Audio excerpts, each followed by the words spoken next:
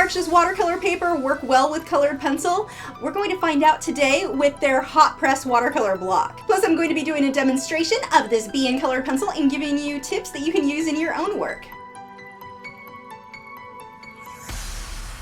I need to just start listening to you guys when you suggest stuff, because seriously, you are right so often. I bought some of the Arches hot press watercolor paper to try out with, well, watercolor pencils and Inktense and those, but I decided to go ahead and give it a try with colored pencil as well. I probably won't use the block again for colored pencil because you don't really need your work to be in a block. When you're working in colored pencil, the paper's probably not going to warp or change shape on you. I think I'll continue using the blocks for like the water-soluble graphite pencils or the Inktense pencils, watercolor pencils, anything that I'm going to be using a lot of water with, then I'm going to save my blocks for that. Otherwise, I think I'm going to be using the individual sheets, which I will be testing out soon. But for this project, I went ahead and tried the watercolor block, and this is the hot press paper, and I think that's really important to understand. Cold press paper with colored pencil, it's got too many ridges, it's too bumpy, and so the colored pencil ends up just catching the top of all of those little hills and valleys, the texture, the tooth of the paper. So most colored pencil artists prefer something that's a bit smoother, and the hot press watercolor paper is perfect for that. And Arches was no exception to this. I am really, really happy with how the colored pencils, for the techniques that I use, it was wonderful to work on. If you are supporters over on Patreon, make sure to head over where I have the 2-hour version of this tutorial available for you now. If you are unfamiliar with Patreon, for as little as $4 a month, you get access to all of my weekly 1 to 2 hour long tutorials. So basically the videos you see here on YouTube, they're the 1 to 2 hour long version over there. So it's much longer. You've got some real-time clips mixed in there. So if you are looking for something that's slowed down a bit, that may be very helpful for you. I've got over 150 of them there. I've got a link to my video library if you just want to get an idea of what types of tutorials I have there. I've got a link so you can check that out. Now let's move on to this demonstration. For this section, you can watch it in real time on the live stream. I will have a card pop up so you can check that out. But I wanted to go ahead and include that in this because in the live stream cameras or the webcams, they tend to make things look smoother with colored pencil than what they really are. So I want you to see how grainy and gritty your first layers are. That's normal. I'm blending this out with odorless mineral spirits. I use Mona Lisa odorless mineral spirits. Gamsol works exactly the same, but it's supposed to be less toxic. Also costs a bit more. I just use the Mona Lisa because it's what I've used for years for my oil painting as well. But I'm going to do a lot of layers here. Now, if you want to get a lot of layers, which is how you're going to get that nice smooth look, actually, let's back up a little. Tips for getting a smooth look for a background like this. 1, use a light hand. Don't push really hard with your pencils. If you do, you damage the tooth of the paper and then it won't take additional layers. That is a problem because in order to get that smooth look, I need a lot of layers. You may think I'll just push really hard early on, and that is a technique used for colored pencil quite often, but it does limit you. You better know you're putting the right color in the right place because you're not going to do that much layering if you're we call that burnishing, where you're pushing really hard. The next tip I have for you, keep your pencils sharp, like really sharp. Mine, not as sharp as they could be, and that's going to make my work look a little bit more grainy gritty because the pencil's catching the top of the paper. It's not really digging in or getting into all those little nooks and crannies of the paper. And like I said, my pencils here, not really as sharp as they should be if I wanted this to be super, super smooth. So keep that in mind. Use a light hand, don't push too hard, and keep those pencils sharp. The other thing is just lots of layers. And when you blend with odorless mineral spirits, a common complaint that I hear from people is that they have a hard time getting it to look smooth. They put the pencil on, they use the odorless mineral spirits, and they expected it to look like a watercolor pencil would, where it really spreads out evenly, it looks nice and smooth.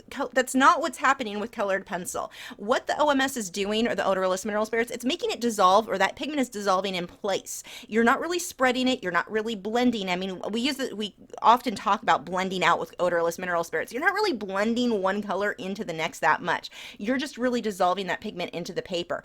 If there isn't enough pigment on that paper, it's not going to look smooth. It's not going to give you the look that you're going for. So you need a lot of pigment, which means just several layers of pencil. I usually add maybe 3 to 5 layers of colored pencil with a light hand, and it can be the same color over and over. You don't have to keep changing colors between layers, but I will add about 3 to 5 layers, and then I will blend out with the odorless mineral spirits.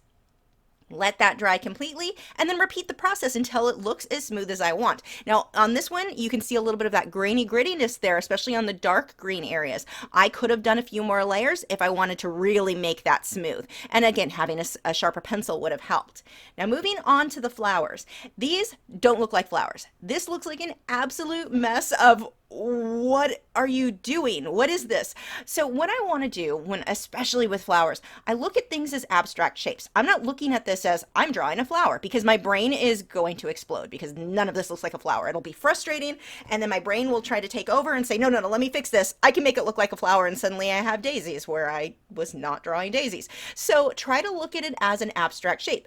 Big tip you can do, flip your reference photo upside down and flip your artwork upside down as you work, and it helps to force your brain into seeing the abstract shapes there. And the end result is a project that is much, much more accurate than it would have been had you worked right side up as I'm doing here.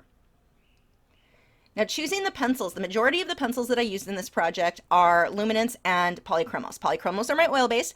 They sharpen to a really, really fine point, but they also happen to be a bit more translucent than the more opaque wax-based luminance. I'm using the Derwent Pro Color and Derwent Drawing in this project as well. Derwent Pro Color is something in between wax and oil. It's just a real nice balance of both. Unfortunately, only like half those pencils were light fast, so I don't use that set alone.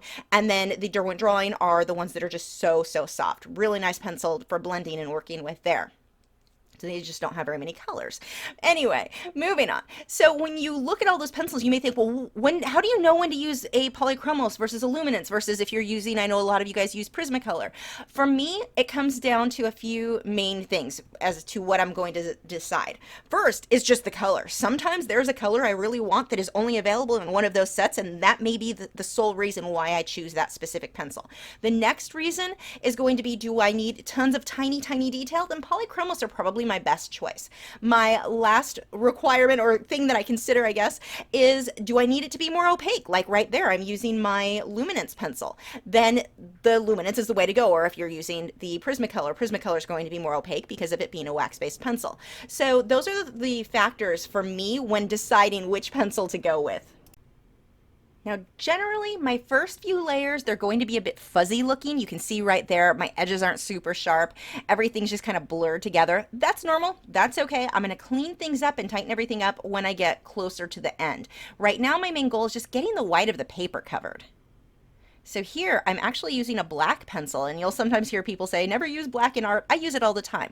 The trick is to mix other colors with it, or in this case, I will layer purples on top, and it'll give you that depth that using flat black alone can cause.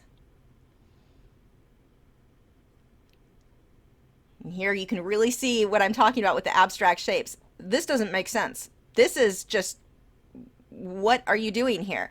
So if you can look at it as abstract shapes, it really will make your whole life a lot easier. Suddenly you're an abstract artist and you didn't even mean to be. But the funny thing is, in that, if you can look at it abstractly, that's what's going to make it look more realistic in the end. It will all come together. So you can see, using a smaller brush, that one is actually a round tack-on bristled brush to blend out in this area. This is a really tiny project, so I'm not going to have a ton of detail in this. I mean, you technically could, but it's a lot easier. If you want a lot of little detail in something, it is so much easier to work larger.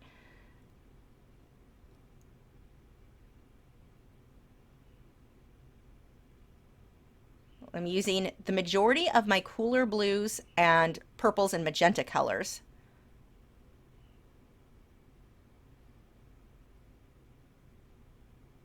And for some of this, I'm actually, I think one of the spots that I put the green isn't supposed to be there. I'm going to use an ink eraser. Faber-Castell makes one that I really like. Mine is kind of a lime green because that's what they look like when they are sold in Mexico. If you get yours from the UK or the US, it's got a cream outside casing to it, and it's got a little brush on the tip. But that pencil's really handy for lifting, like right there where I went just too dark, and you can see it didn't bring the paper back to white, but it does lighten it up enough that I'm able to put colors on top of it, and you're not really going to be able to see that I completely filled in the wrong thing right there. When you have this much detail, you can really lose your place.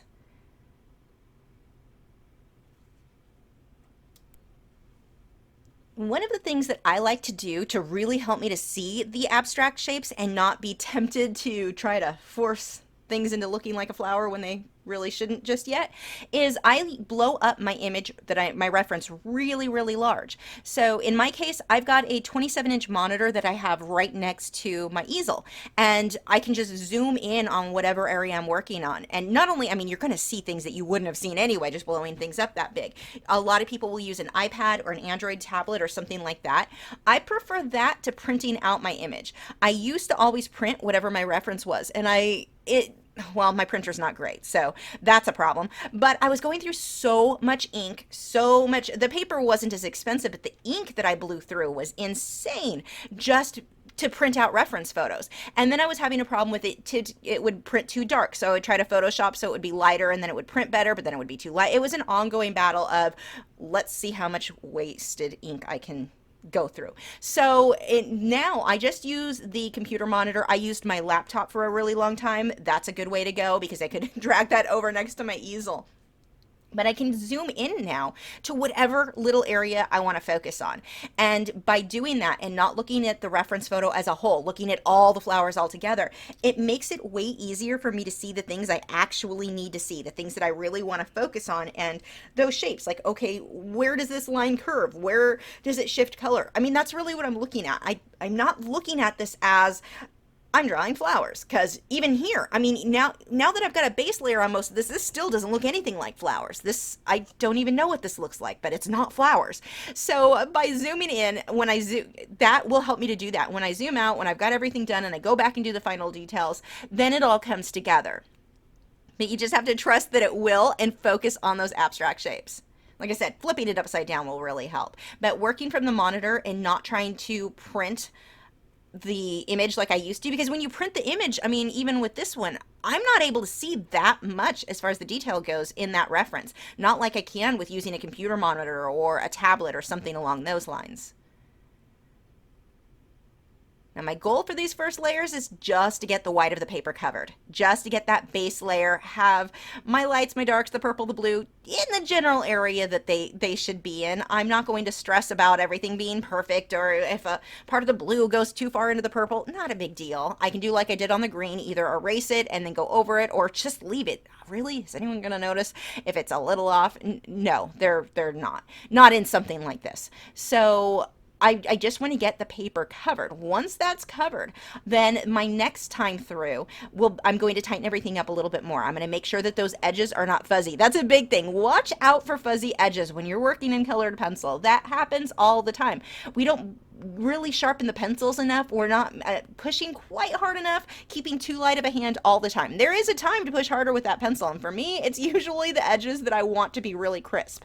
So make sure that you go back through. Don't just stop and leave it fuzzy like what I have right now. I see this all the time where people don't know why their work doesn't look super realistic. It's because it's too fuzzy. You're going to do several layers, and you want to really make sure those edges, if those edges are supposed to be crisp, make them sharp.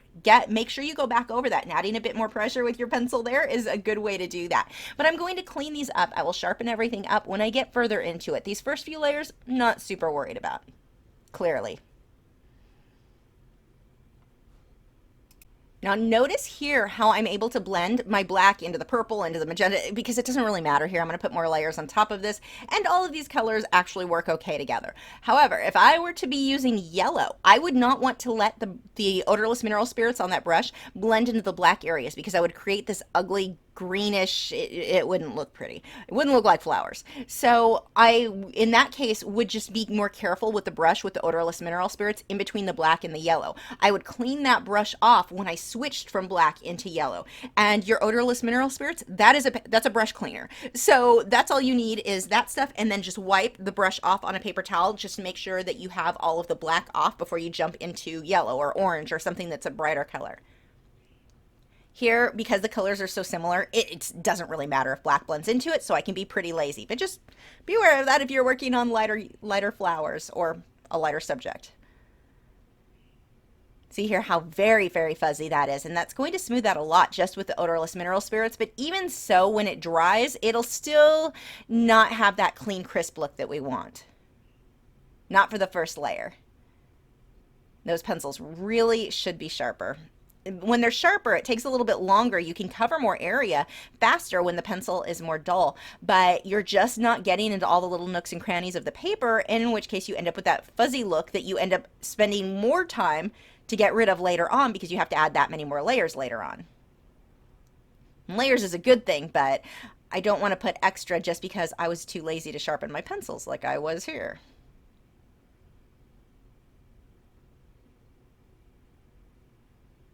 See there, that pencil is not very sharp, and I'm almost being scribbly, too scribbly here. So that's not going to be as smooth as it could. I'm going to have to go over that a lot to soften some of that out. I can really see my pencil strokes where they're too straight, and that can be hard to fight. So keeping in smaller ovals and overlapping one color into the next, which I'm doing there, I'm taking that darker purple over between the black and the lighter magenta, so I did fix it. But if I were keeping that light, that could have caused a problem that it would have been really hard to get rid of. Pull some of that green down into the edge because I want this to kind of blur out. So I overlapped the background green into some of those purple areas. See there again, just letting that black smudge into everything. This I'm blending out into the green because even with the odorless mineral spirits, because I do want those edges soft. I want the edges on the upper section of the flower really in focus, but the ones down at the bottom, I want them to be soft. So that's why I'm blending and kind of blurring the flowers into the green of the background there. This is the Derwent Drawing Chinese White. It is the most, I would say the most opaque white pencil you can get. Not good for detail though. If you're doing detail, I like the Luminance pencil better. On this one, I'm going to end up mixing the brush and pencil touch-up texture and titanium white mixture. I will have a card pop up showing you exactly how to do that or how I mix that product. It's made specifically for colored pencils, and this is how I get all of my white highlights. Don't recommend using a gel pen. Those are not archival and can run into serious issues later on. They're not meant to go on top of a wax or oil-based pencil, whereas this is. This also adds tooth to the paper. So when it's completely dry, and it takes a bit to dry because there have been times where I'm like, okay, it's been 10 minutes, it's dry enough, and I put pencil on top of it, it chips off. If it is completely dry, it won't chip off, it'll stay. So let's say I decided I wanted a section of this to have bright yellow. If I put a bright yellow pencil, even if it's my Luminance, which is more opaque, if I put that on top of the purple, it wouldn't be bright yellow. It would just blend in with the purple. I'd get a very muddy look. Because all pencils to some extent are translucent. None of them are completely opaque, not like paint. So in this case, I can paint this on, and when it dries, I could put yellow right on top of the white, and now I've suddenly got that yellow that I otherwise would not have been able to get. Now, in this case, I'm not adding yellow. That's not something that I needed. I'm just using that as an example. But you can use it just and leave it white like I'm doing here, or you can put color on top. Portions of this, I will put color on top. Now, big tip on this, when you mix it, do not mix a lot. If you mix very much, it dries too quickly. Even if you were going to use that amount in 5 minutes, it'll start to dry really quickly. So mix a very small amount and then just mix more as you need it. And don't try to refresh it with water. Some people try to do that and suddenly what you're using is no longer archival because you don't want to put water on top of a wax or oil-based pencil, and that's what you're doing if you add water to that. So we'll go ahead and start layering in the little bee. I'm using this kind of pumpkin-y brown color for the base. You might think, and sometimes this may be, a yellow would be a good choice, but you might think always jump straight to yellow when you're drawing bees. Go with a more neutral color, like a brownish tone. I can add some brighter yellows on top of this, but a lot of times you're going to use a more neutral tone. It's not bright sun yellow. You can see the black. I'm almost always going to use my polychromos for the black. It is my favorite pencil for black. I love the color that it comes out. Like, it's a nice deep, deep color, and it's great for the details. So I'm going to let him dry. We'll leave that alone for now. Let's come back, and now's when I'm going to start sharpening up these flowers. I sharpened them up a bit by using the touch-up texture titanium white mixture, but now I'm really going to start cleaning up edges. And I want to make sure that there is no grainy, gritty look on these flowers at this point. This is when it starts to matter to me. See all these little details, little teeny smudges, little teeny dots here and there. All of this adds up to making everything look much cleaner. And make sure you get rid of those fuzzy edges. Except at the bottom. I want that blurry. That can be fuzzy. Now I'm also pushing quite a bit harder with these pencils, adding more pressure because I don't need a bunch of layers here. I've already got my layers. So now adding pressure can actually work in a good way, unlike what I was talking about before, where if you push too hard, you're not able to get those layers. I don't need those layers. So I can get that really hard, very sharp lines, very sharp edges, really get rid of all of the tooth of that paper showing through.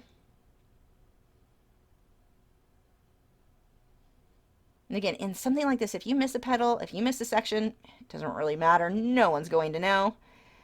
So don't stress out if it's not absolutely perfect. Save that for your portraits.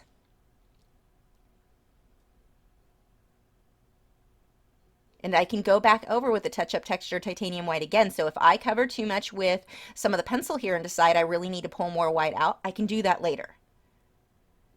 You can see the difference as I add the white pencils. It lightens up whatever color was underneath it, but it doesn't actually come out white like the touch-up texture titanium white does. If you don't have that product, ideally what you want to do is preserve the white of the paper just by not putting pencil on it. That's how you're going to get your bright whites without that product.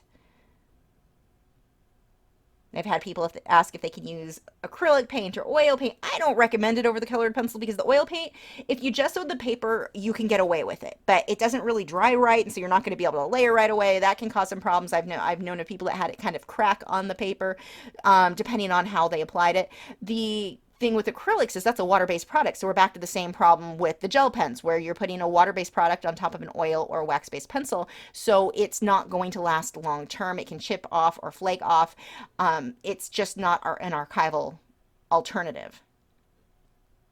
So if you don't use that, the touch-up texture titanium white mixture, just try to preserve the white of the paper, work around it, draw those sections out and try to keep the pencil off that area as much as possible.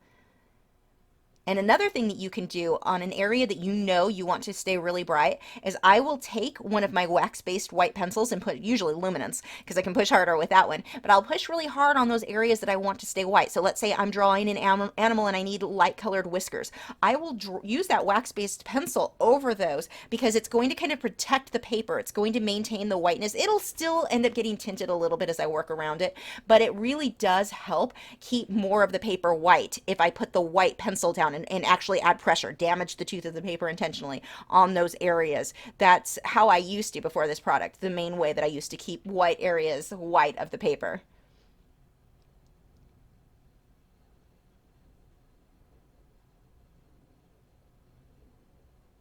Apparently we're going to take a little break here. Where did I go? There we go. Touch-up texture titanium white mixture. I'm adding some dots, a lot of dots. I do a lot with that for little shiny spots, little details on the bee there.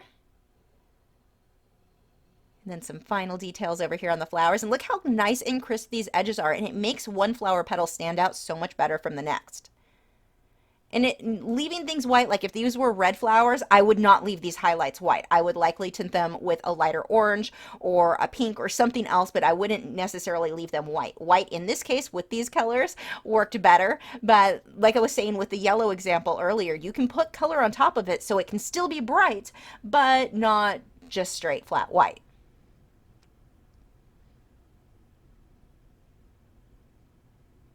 A few circles here to make this look a bit fuzzier. Or more out of focus, I should say.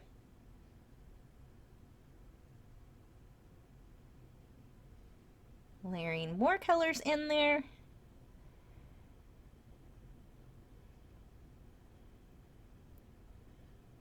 And the big thing when I'm finishing up is I'll keep backing away and looking at my work and figuring out, does anywhere need to be cleaned up? Is it too fuzzy? I mean, that's such a problem with colored pencils when people are getting started, is having those fuzzy edges. I want everything to be nice and crisp. Do I need to hype up the contrast somewhere? Those are the questions that I ask myself and go back and work on if needed.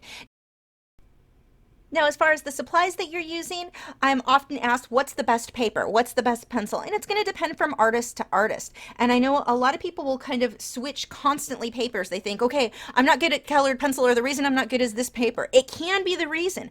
But what I usually will tell people to do is find an artist who is producing artwork in the style and that it looks like what you want yours to look like, and use the supplies that they're using, whatever brand paper, whatever pencils, until you get the hang of it. That way, way, you know those supplies can produce the work that you're going for. So that way you're not putting the blame on the wrong thing, saying it's the paper's the problem why I can't do this style of work. You know that style of work can be done on that paper with those pencils. So I think that can make it an easier way for you to choose. There are just so many options out there. Even me, I use, gosh, 5 different types of paper. Which one do you choose? Well, find the project that looks how you want yours to look and try that specific type of paper. But try it on multiple projects. Don't just do it once and then think, nope, this isn't for me. You're really not going to know until you do multiple projects with that whatever that supply is, whether it be paper or pencils. I got this pencil sharpener in one of my smart art boxes recently. Oh my gosh, I need to get some of those videos done. I've got some really cool projects coming up. Anyway, this pencil sharpener came in that, and normally pencil sharpeners, they fit all the pencils. It's no problem. This one is so weird. It's by Coom. It's called their Color Combi, which is weird. The little holes for your pencils are so ridiculously small. Like, half my pencils do not fit in this. Even the polychromos I've had trouble. They don't want to sharpen in this. I don't even know. Anyway, point of that story. I don't recommend buying this one. Which is funny because I love Coom sharpeners. That's what most of mine are. Seriously, what are you for? Have you subscribed yet? If not, I have a handy button right there. It's round, has an orange arrow going towards it. If you click on that, that kind of might help you to keep up to date with all of my new art videos every single week. But YouTube's been really bad about notifying people, so until that gets fixed, along with subscribing, you may want to click on the bell. That'll give you some notifications sometimes, and possibly sign up for my free email newsletter. Once a week, I send out an email with whatever my recent videos were and some art tips and motivation there.